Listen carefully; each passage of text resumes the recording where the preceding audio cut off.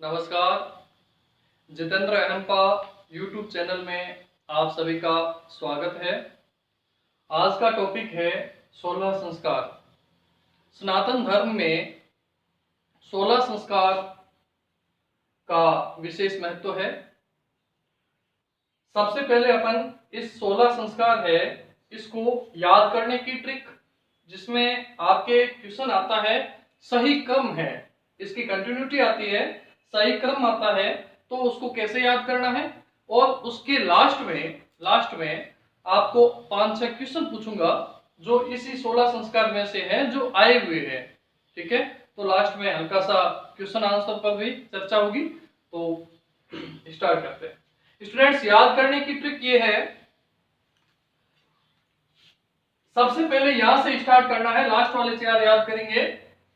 इसमें कसम, कसम, केशांत, समापतन, विवाह व अंत्येष्टि। कसम से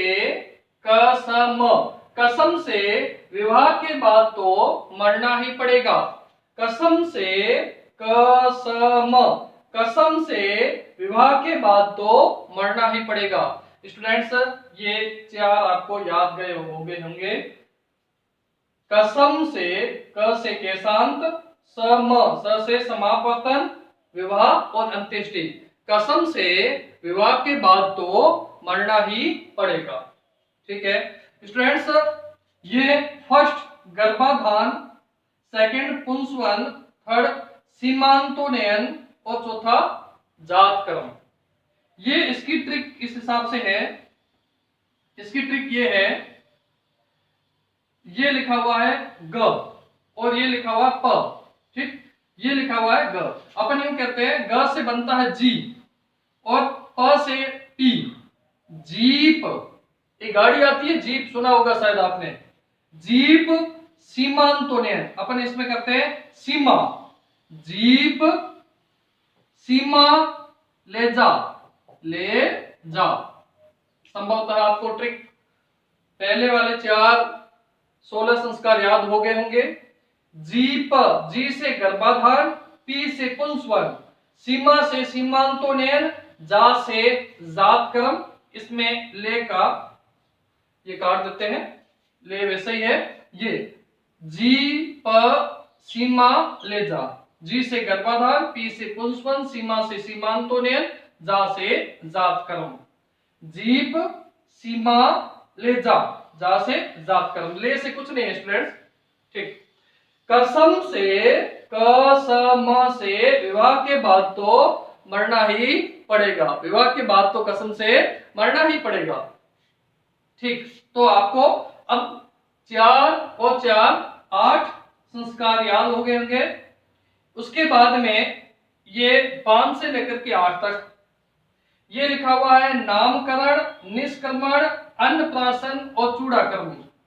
इसकी ट्रिक ये है, नानी अन्न चूड़े लाई, अन्न चूड़ा लाई। साथियों, जीप सीमा ले जा, नानी अन्न चूड़ा लाई। ना से नामकरण, नी से निष्क्रमण, अन्न से अन्नप्राशन, चूड़ा से चूड़ाकर्म। जीप सीमा ले जा, नानी अन्न चूड़ा लाई। लास्ट वाला याद है, कसम से ब्याह के बाद तो मरना ही पड़ेगा। कसम से ब्याह के बाद तो मरना ही पड़ेगा। ठीक है, ये है कर्णवेद, विद्यारंभ, उपनयन और वेदारंभ। कवि उपवेद पढ़ता है। कवि क्या पढ़ता है? उपवेद। प्रत्येक वेद के 4 उपवेद होते हैं। मैंने आपको क्लास में भी ट्रिक से बता दिया होगा, नहीं तो मैं वापस वीडियो अपलोड करके कभी बता दूंगा। साथियों, कवि उपवेद पढ़ता है। कवि उपवेद पढ़ता है। एक बार वापस इसकी ट्रिक याद करते हैं। इसमें ये ट्रिक याद होने के बाद में आपका सही क्रम वाला क्वेश्चन आता है। 16 संस्कार में सही क्रम है तो वो क्वेश्चन आपके चाहे सेकंड ग्रेड हो चाहे फर्स्ट ग्रेड हो। अभी नेट के अंदर इसका सही क्रम का क्वेश्चन आया था, जिसमें से क्वेश्चन था निम्न में से 16 संस्कार में से 4 संस्कार दे रखे थे और सही क्रम में व्यवस्थित जमाइए तो उस हिसाब से साथियों क्वेश्चन आया तो सही होना चाहिए। जी से जीप, जी से गर्भाधान, पी से पुंसवन, सीमा से सीमांतोन्नयन, जा से जात क्रम। जीप सीमा ले जा, क्यों ले जा कि नानी अनचूड़े लाई, ना से नामकरण, नी से निष्क्रमण, अन से अन्नप्राशन, चूड़ा से चूड़ाकर्म। ठीक है। कवि उपवेद पढ़ता है, क से कर्णवेद, वी से विद्यारंभ, उपनयन और वेदारंभ। और उसके बाद उपवेद पढ़ने के बाद में साथियों कसम से ब्याह के बाद तो मरना ही पड़ेगा, तो ब्याह करना ही नहीं चाहिए। कसम, कसम से ब्याह के बाद तो मरना ही पड़ेगा। विवाह और अंत्येष्टि अंतिम संस्कार के रूप में जाना जाता है, अंत्येष्टि अंतिम संस्कार के रूप में जाना जाता है। तो स्टूडेंट्स इस हिसाब से अपन ने इसके सही क्रम की ट्रिक देखी। अब अपन आगे देखते हैं। हाँ स्टूडेंट्स, इसको एक बार एक्सप्लेन कर लेते हैं थोड़ा सा। ये है पहला संस्कार, फर्स्ट संस्कार गर्भाधान। गर्भाधान स्टूडेंट्स, जैसे ही मां के गर्भ में बच्चे का जन्म की शुरुआत होती है, बच्चे के विकास की शुरुआत होती है, और जैसे ही मां के गर्भ में बच्चे का विकास होना शुरू होता है, गर्भाधान संस्कार किया जाता है। गर्भ की जानकारी मिलते ही, महिला के गर्भ की जानकारी मिलते ही गर्भाधान फर्स्ट संस्कार किया जाता है। सेकंड है पुंसवन, पू से पुत्र प्राप्ति, पू से पुत्र। साथियों लड़कियों के लिए नई संस्कार है, ये है बेटों के लिए। तो साथियों पहले से भी साथियों मान्यता है जो सामाजिक कुरीति के रूप में है, जिसमें लड़के को लड़की से ज्यादा मान्यता प्राप्त है समाज में, और इसलिए हर कोई व्यक्ति ये चाहता है कि लड़का हो। तो गर्भाधान के 3-4 महीनों बाद में बच्चे के लिंग का विकास होना शुरू होता है, और उस समय ये पुंसवन संस्कार किया जाता है कि हे भगवान पुत्र ही प्राप्त हो। अब यदि आपको ये भी याद नहीं हो, पू से पुत्र इतना ही याद नहीं हो, तो आपको ये व हटा देना, और ये लिखा हुआ है स और ये लिखा हुआ है न। सन का मतलब है बच्चा, ठीक है, हाँ पुत्र। तो साथियों पुत्र प्राप्ति के लिए ये पुंसवन संस्कार। ये है थर्ड संस्कार सीमांतोन्नयन। साथियों 7-8 महीने का गर्भधारण होता है, उस समय सीमांतोन्नयन संस्कार किया जाता है। सीमांतोन्नयन संस्कार के तहत बच्चे को, जब बच्चा उसकी मां के गर्भ में होता है, उस समय बुरी नजर, जादू टोने टोटके से बचाने के लिए सीमांतोन्नयन संस्कार किया जाता है। याद नहीं रहे तो कोई दिक्कत नहीं, ये लिखा हुआ है सीमा, और सीमा के कोई नजर नहीं लगे, सीमा के कोई जादू टोना टोटका वो बुरी नजर न लगे, याद होना चाहिए, सीमा के नजर न लगे, सीमांतोन्नयन। साथियों ये है सीमांतोन्नयन और ये है समापवर्तन। समापवर्तन और सीमांतोन्नयन में आप भेद कर लेना। सीमांतोन्नयन, ये सीमांतोन्नयन का मतलब है कि जादू टोने टोटके और बुरी नजर से बचाने के लिए सीमांतोन्नयन संस्कार किया जाता है। नेक्स्ट है जात कर्म। बच्चे का जैसे ही जन्म होता है उस समय ये पहला संस्कार है, बच्चे के जन्म होते ही फर्स्ट संस्कार जात कर्म संस्कार, जिसके तहत स्टूडेंट्स अपन देखते हैं बच्चे की जाति का पता चलता है। जाति मतलब ब्राह्मण क्षत्रिय वैश्य शूद्र से नहीं है, मतलब ये लड़का है या लड़की है, ये बच्चा है या बच्ची है, उसकी लिंग की जानकारी मिलती है, वो किस वर्ग का है, मेल है फीमेल है, वो जात है उसकी। तो जात कर्म संस्कार होता है उस समय। नामकरण, नामकरण बच्चे का नामांकन किया जाता है, नाम दिया जाता है। निष्क्रमण स्टूडेंट्स, निष्क्रमण संस्कार से आशय है कि सबसे पहले बच्चे को पहली बार घर से बाहर निकाल करके सूर्य व चंद्रमा के दर्शन करवाए जाते हैं।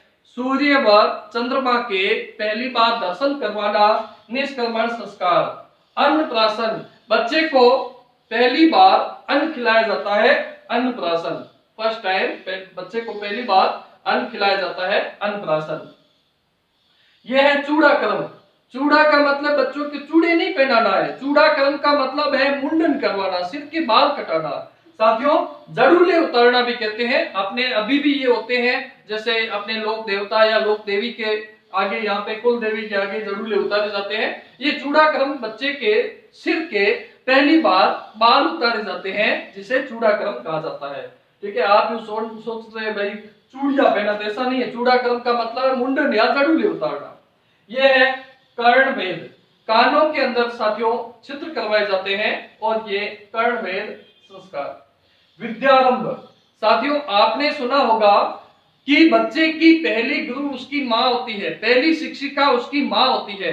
और साथियों घर में जो सामान्य शिक्षा दी जाती है वो विद्यारंभ, ये साथियों आश्रम में नहीं होता है, ये घर के अंदर ही विद्या की शुरुआत होती है, जिसे विद्यारंभ संस्कार के रूप में जाना जाता है।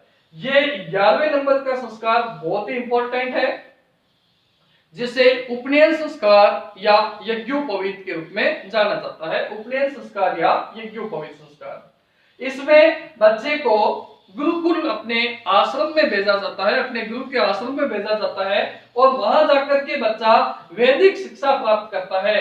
उपनयन संस्कार, साथियों उपनयन संस्कार सामान्य रूप से 3 वर्णों की ही होती थी, ब्राह्मण, क्षत्रिय और वैश्य। शूद्र का उपनयन संस्कार नहीं होता था। साथियों इसमें ये क्वेश्चन आ चुका है, उपनयन संस्कार किस नंबर का है, तो ध्यान रखना 11वें नंबर का संस्कार कौन सा है, उपनयन संस्कार। नेक्स्ट है वेदारंभ, आश्रम में जाकर के अपने गुरु के पास जाकर के और जो साथियों शिक्षा वैदिक शिक्षा प्राप्त की जाती है वो साथियों वेदारंभ के रूप में जानी जाती है। ये है केशांत। केशांत, साथियों केशांत का मतलब है वो केश नहीं उतारना, दाढ़ी व मूंछ के बाल पहली बार साफ करना, दाढ़ी व मूंछ के बाल काटना केशांत। उसके बाद में है समाप वर्तन, इसका मतलब है साथियों जो उपनयन संस्कार से जो वैदिक शुरुआत की, वैदिक जो आश्रम में वैदिक शिक्षा शुरू की थी उसकी समाप्ति होती है। और साथियों समाप्ति होती है और वैदिक शिक्षा पूरी करके और बच्चा आता है अपने घर पे आते ही मैडम तैयार है, ब्याह हो जाएगा, पढ़ाई करने के बाद ब्याह होता है ना, जल्दी करो पढ़ाई करो, तो ये विवाह, और विवाह के बाद में तो मरना ही है। ठीक है, और विवाह के बाद में तो मरना ही है, अंत्येष्टि। अब साथियों मैं आपसे कुछ इंपॉर्टेंट क्वेश्चन शेयर करना चाहता हूं, जिसको आप ध्यान से सुनिएगा। ये 2 से पुत्र प्राप्ति, ध्यान रखना सीमा को नजर न लगे। ठीक है, सीमांतों ने बुरी नजर, जादू टोने टोटके से बचाना, इस हिसाब से। ठीक है स्टूडेंट्स, ये याद हो गए होंगे शायद आपको।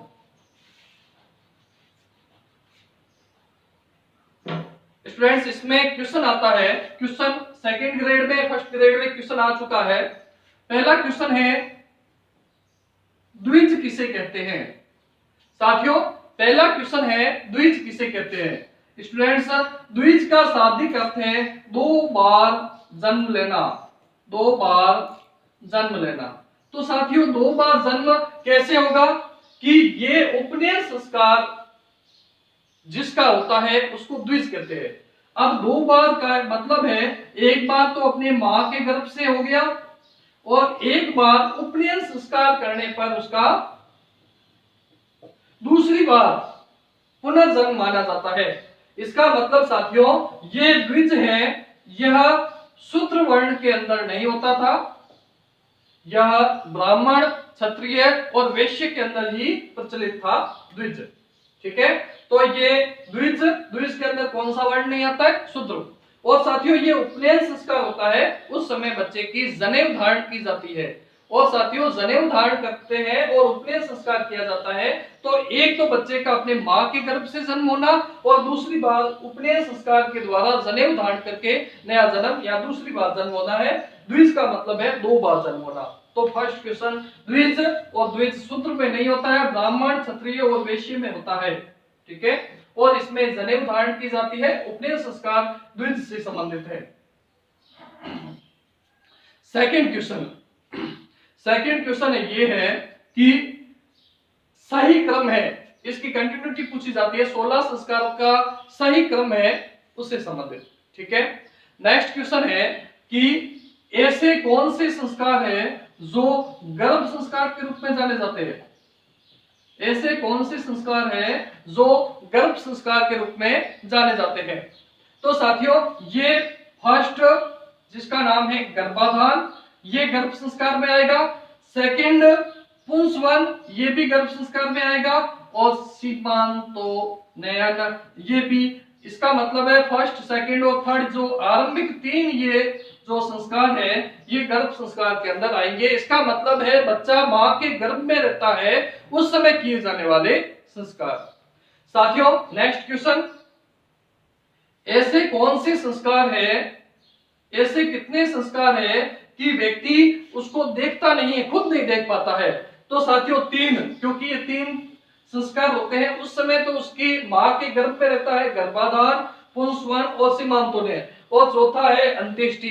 4 ऐसे संस्कार है जो बच्चा खुद देखता नहीं है अपने आंखों से। अंतिम संस्कार में उसको वो दिखाई नहीं देता है, वो देखता नहीं है, उसकी डेथ हो जाती है, उसके बाद में की जाता है।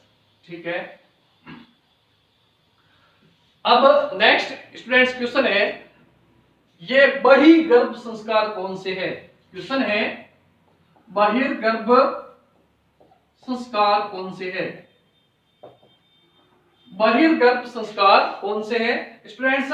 ये इसका मतलब है गर्भ से बाहर आने के बाद के जो संस्कार है, महत्वपूर्ण संस्कार, ये 4 से लेकर के और 9 तक।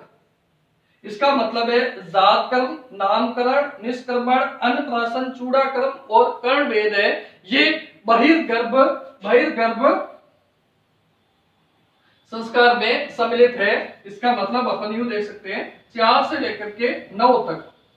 इसके बाद के जो संस्कार है 10 से लेकर के और 15 तक जो 6 संस्कार है उसे बहिर्गर्भ नहीं कहकर के उसका नाम अन्य नाम है, जिसका नाम है गुणदान या गुणाधान संस्कार है। गुणाधान संस्कार, गुणाधान मतलब गुणों से संबंधित हो। और साथियों ये 10 से लेकर के और 15 तक गुणाधान संस्कार, जिसमें विद्यारंभ, उपनयन या यज्ञोपवीत, वेदारंभ, केशांत, समापवर्तन और विवाह, तो 10 से लेकर के 15 ये साथियों गुणाधान संस्कार में सम्मिलित है। और स्टूडेंट्स इस